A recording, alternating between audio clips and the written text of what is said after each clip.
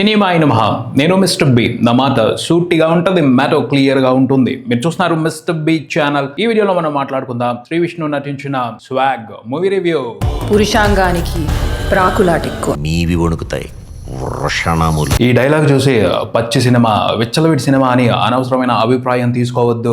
ఎందుకంటే సినిమాలో ఉన్నది కంప్లీట్ గా వేరు. శ్రీ విష్ణు, హర్షిత్ గోలి వీళ్ళిద్దరు కాంబినేషన్ లో ఇంతకు ముందు వచ్చిన సినిమా రాజరాజ చోరా. ఆ సినిమా విమర్శకుల ప్రశంసలు అందుకని మంచి కమర్షియల్ హిట్ గా నిలిచింది. మళ్ళీ ఆ కాంబినేషన్ రిపీట్ అవుతుంది కాబట్టి మార్కెట్ లో సినిమాకు సంబంధించి విపరీతమైన అంచనాలు ఉన్నాయి అని అనుకోవటానికి లేదు. సినిమా సర్కిల్ లో మాత్రమే ఈ స్వాగ్ మూవీ మీద ఓ మోస్తరు అంచనాలు ఉన్నాయి. ఎందుకంటే రాజరాజ చోరా భారీ బ్లాక్ బాస్టర్ ఏమీ కాదు, ఓ మంచి హిట్ అయినప్పటికీ ఎటువంటి అంచనాలతో సంబంధం లేకుండానే ఈ స్వాగ్ మూవీని రూపొందించారు టీం. అంచనాలు లేకుండా, అంచనాలు ఇవ్వకుండా ఒక సినిమా రిలీజ్ కు రావటం అనేది ఇప్పుడున్న ట్రెండ్ లో ఒక డేరింగ్ విషయం అనే చెప్పాలి. శ్రీ విష్ణు డైరెక్టర్ హర్షిత్ గోలి స్వాగ్ మూవీతో డేర్ చేశారు.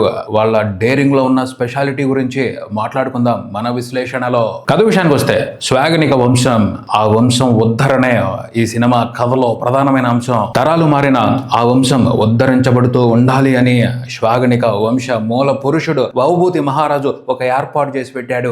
ఆ ఏర్పాటులో శ్రీ విష్ణు నటించిన సామజవరగమన మూవీ ఉంది చూడండి, అందులో నరేష్ క్యారెక్టర్ కి ఒక ట్విస్ట్ ఉంటుంది చూడండి, అలాంటి ట్విస్టే ఈ ఏర్పాటులో కూడా ఉంది. దాన్ని ఒక రకంగా శ్వాగనిక వంశం నియమం అని చెప్పొచ్చు. ఆ నియమం కంటిన్యూ అవటం కోసం, తరతరాల పాటు కంటిన్యూ అవటం కోసం రెండు తరాల వాళ్ళు శాపాలని ఇచ్చిపుచ్చుకున్నారు. అప్పుడెప్పుడో రాజుల కాలంలో జరిగిపోయిన ఆ కథకి ప్రస్తుతం కంటిన్యూషన్ ఏమిటి అంటే, శ్వాగనిక వంశానికి ఓ పెద్ద ఖజానా ఉంది, దానికి ఇప్పుడు వారసుడు కావాలి. రెండు తరాలుగా శ్వాగనిక వంశ వారసుడు నమోదు కార్యక్రమం ఆగిపోయింది.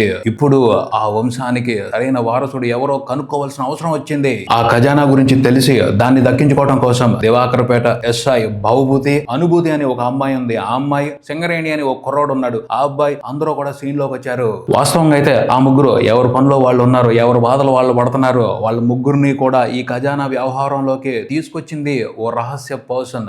ఎవరా వ్యక్తి? అసలు భవభూతి మహారాజు ఈ వంశోద్ధారణ కార్యక్రమాన్ని నిర్వహించడానికి కారణం ఏమిటి? చివరికి స్వాగనిక ఖజానా ఎవరికి దక్కింది తెలుసుకోవటమే ఈ సినిమా. విశ్లేషణ విషయానికి వస్తే, స్వాగ్ ఈ మాటలో ఓ పవర్ ఉంది, ఓ వైబ్రేషన్ ఉంది. కాకపోతే సినిమాలో ఉన్న కంటెంట్ తో ఆ వైబ్రేషన్ ని మ్యాచ్ చేయకూడదు. ఎందుకంటే అది మాస్ వైబ్రేషన్ కాదు, వేరే రకమైన వైబ్రేషన్ ఉంది. స్వాగ్ మూవీకి సంబంధించిన ట్రైలర్ చూసిన తర్వాత చాలా మందికి ఓ తక్కువ భావన కలిగింది, నాకు కూడా అలాగే అనిపించింది. లో గ్రేడ్ కంటెంట్ తో కన్ఫ్యూజ్ కామెడీని పెట్టుకుని కమర్షియల్ గా సేఫ్ గేమ్ ఆడుతున్నారేమోనని అనుమానం వచ్చింది. ఆ పైన సినిమా ప్రమోషన్స్ లో హీరో శ్రీ విష్ణు, డైరెక్టర్ హర్షిత్ గోలి చేసిన కాన్ఫిడెంట్ కామెంట్స్ చూస్తే ఆశ్చర్యం వేసింది. October 4th will be your best interval. October 4th will be your best climax. October 4th will be your best movie you have ever watched in 2024. First time నేను ఈ cinema చేద్దాం అనుకున్నది మనస్ఫూర్తిగా only మన Telugu film lovers కోసం, Telugu cinema audience కోసమేనండి. ఈసారి మిమ్మల్ని theatre లో గెలిపిద్దాం అనుకుంటున్నాను. ట్రైలర్ ఏమో అదోలా ఉంది, వీళ్ళేమో ఇంత బిల్డప్ ఇస్తున్నారు,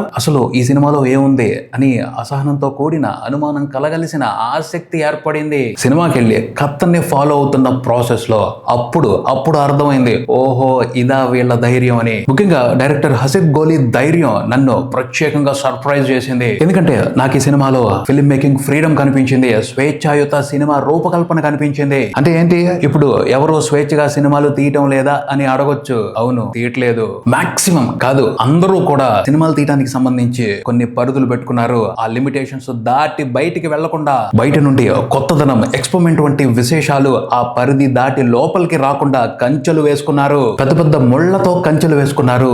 ఆ కంచెలే కమర్షియల్ క్యాలిక్యులేషన్స్, ఫార్ములా సినిమాలు, కామెడీ సినిమా తీయడానికి ఓ ఫార్ములా, మసాలా సినిమా తీయడానికి ఓ ఫార్ములా, మాస్ సినిమా తీయడానికి ఓ ఫార్ములా, ఫ్యామిలీ సినిమా తీయడానికి ఓ ఫార్ములా, చాలా ఫార్ములాలు ఉన్నాయి. అక్కడ వరకే కాదు, టెంప్లెట్ స్క్రీన్ ప్లేలు ఉన్నాయి. ఇలా బోల్డ్ ముళ్ళ కంచెలు, ఆ ముళ్ళ కంచెల మధ్యలోనే ఫిల్మ్ మేకింగ్ అంతా కూడా మగ్గిపోతుంది. అందుకనే ఒకే రకమైన కథలతో ఒకే రకమైన సినిమాలు వందల సంఖ్యలో వస్తున్నాయి. కొత్తగా వస్తున్న ఫిల్మ్ మేకర్స్ కూడా ఇవే రూల్స్, ఇవే రెగ్యులేషన్స్ అని తెలియకుండానే వాళ్ళు కూడా వెళ్ళి ఆ ముళ్ళ కంచె దాటి బావిలో పడిపోతున్నారు. ఒకసారి ఆ రొటీన్ బావిలో పడిపోతే బయటికి రావటం కష్టం. బయటికి రాలేరు. ఇది సమస్య. ఈ సమస్యకి పరిష్కారం ఏమిటి?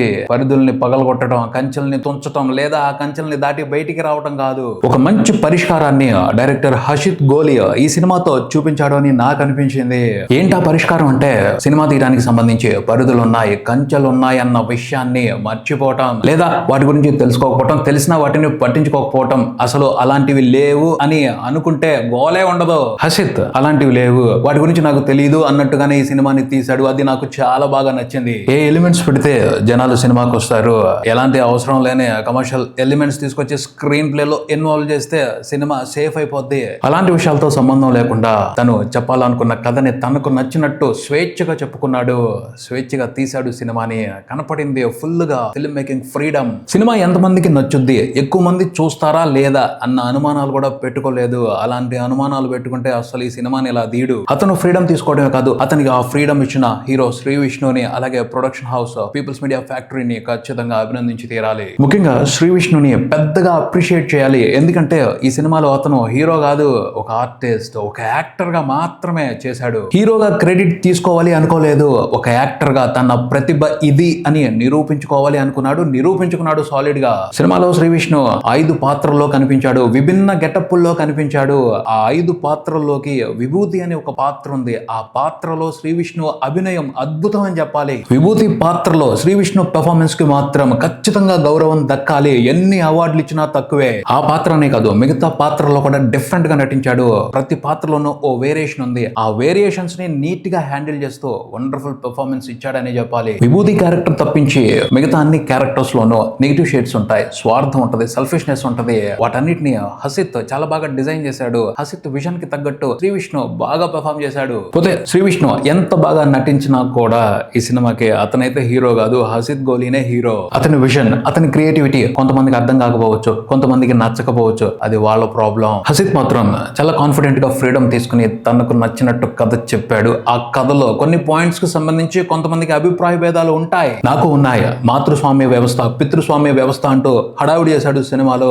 ఆ పోర్షన్ కి సంబంధించి నా ఉద్దేశం అయితే అది బలహీనంగా ఉంది. పాతకాలంలో మాతృస్వామ్య వ్యవస్థ నుంచి పితృస్వామ్య వ్యవస్థలోకి పరిస్థితులు మారటానికి అతను క్రియేట్ చేసిన reasons very simple. Complete cinematic Liberty తీసుకున్నాడు. మాతృస్వామ్య వ్యవస్థలో పరిస్థితులు వాస్తవంగా చూసుకుంటే వేరే రకంగా ఉంటాయి. వాటిని ఉన్నట్టు చూపిస్తే బోల్డ్ అన్ని కాంట్రవర్సీలు అవుతాయి. కానీ ఆ కాంట్రవర్సీల జోలికి వెళ్లకుండా స్మార్ట్ గా సేఫ్ గేమ్ ఆడాడు. ఆ పోర్షన్ తో కామెడీ మాత్రమే క్రియేట్ చేయాలి అనుకున్నాడు, అది కొంతవరకే వర్కౌట్ అయ్యింది. ఇలాంటి వీక్ పోర్షన్స్ సినిమాలో కొన్ని ఉన్నాయి. కానీ హసిత్ అసలైన టాలెంట్ ఏమిటో సినిమా ఫస్ట్ హాఫ్ లో చూస్తాం. అతన్ని screen play designing, story telling process beauty ఉంది. అసలు కొన్ని ట్విస్టుల్ని, కొన్ని నిజాల్ని స్క్రీన్ ప్లే తో అతను రివీల్ చేసుకుంటూ వెళ్లే ప్రాసెస్ లో మ్యాజిక్ ఉంది. సినిమాలో ఉన్న కథ 4 టైం పీరియడ్స్ లో నడుస్తూ ఉంటది.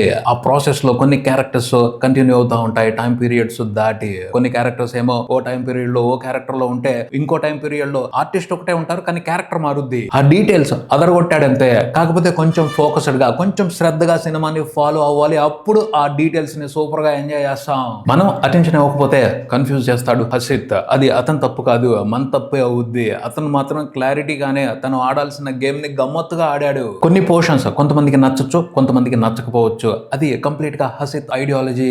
దాన్ని విభేదించే వాళ్ళు ఉంటారు, ఇష్టపడే వాళ్ళు ఉంటారు. తర్వాత సినిమా బోల్డ్ గా ఉందని కొంతమంది మాట్లాడటం వినిపించింది. అంత బోల్డ్ గా అయితే ఏమీ లేదు, తట్టుకోలేనంత, లేకపోతే విపరీతం అనిపించేంత బోల్డ్నెస్ అయితే లేదు. కొన్ని విషయాల్ని డేరింగ్ గా డిస్కస్ చేశాడు. లింగ వివక్షత ఉండకూడదు, అందరం మనుషులమే, ఎందుకు మనుషుల మధ్యన ఈ డిఫరెన్స్లు అన్న విషయాన్ని గుర్తు చేశాడు. ఆడవాళ్ళు ఎక్కువ, మగవాళ్ళు ఎక్కువ, ట్రాన్స్జెండర్స్ తక్కువ, ఏమీ కాదు, అందరూ ఒక్కటే, మనందరం సమానమే అన్న విషయాన్ని చాలా నీట్ గా కన్వే చేశాడు సినిమా చివరికి వచ్చేప్పటికి. ఈ విషయాన్ని స్పష్టంగా చెప్పడం కోసం సెకండ్ హాఫ్ లో కొన్ని మంచి ఎమోషనల్ పోర్షన్స్ పెట్టుకున్నాడు. అవి బాగున్నాయి. ఆ ఎమోషనల్ పోర్షన్స్ కి సంబంధించి విభూతి అనే క్యారెక్టర్ ని అర్థం చేసుకుంటే చాలా బాగుంటది. ఆ క్యారెక్టర్ పరిస్థితిని, ఆ క్యారెక్టర్ భావోద్వేగాన్ని అర్థం చేసుకుంటే ఆ ఎమోషనల్ పోర్షన్స్ అన్ని కూడా మీనింగ్ఫుల్ గా ఉంటాయి. పోతే హర్షిత్ గోలి డైరెక్షన్ కి సంబంధించి నా కంప్లైంట్ ఏమిటి అంటే, అతని స్టోరీ టెల్లింగ్ ప్రాసెస్ బాగుంది, కానీ టెక్నికల్ డిపార్ట్మెంట్స్ ని యూజ్ చేసుకునే విషయంగా స్టాండర్డ్స్ ని ఇంప్రూవ్ చేసుకోవాలి. వివేక్ సాగర్ సినిమాకి అందించిన పాటల గురించి చెప్పాలి అంటే ఓకే బాగున్నాయి, అంతేగాని సాలిడ్ ఇంపాక్ట్ ఇవ్వలేదు. బ్యాక్గ్రౌండ్ స్కోర్ తో మాత్రం కొన్ని పోర్షన్స్ లో మంచి ఫీల్ ఇచ్చాడు. మొత్తంగా స్వాగ్. ఈ మూవీ గురించి చెప్పేది ఏమిటి అంటే, కొన్ని పోర్షన్స్ లో డైరెక్టర్ హర్షిత్ గోలి మ్యాజిక్ చేశాడు. ఆ మ్యాజిక్ ని ఎంజాయ్ చేయడం కోసం వెళ్ళాలి. ఆ పైన శ్రీ విష్ణు గొప్ప నట ప్రదర్శన చేశాడు. అతని అభినయాన్ని ప్రోత్సహించడం కోసం, అభినందించడం కోసం ఖచ్చితంగా ఈ సినిమాని ఒకసారి చూడాలి. ఇదే ఇక్కడికి మరో వీడియోతో మళ్ళీ కలుద్దాం. ఈ వీడియో మీకు నచ్చితే లైక్ చేయండి, మీ ఫ్రెండ్స్ తో షేర్ చేసుకోండి, మీ అభిప్రాయాన్ని కామెంట్ చేయండి, ఈ ఛానల్ ని సబ్స్క్రైబ్ చేయండి. నేను mister B, keep watching mister B channel. Thank you.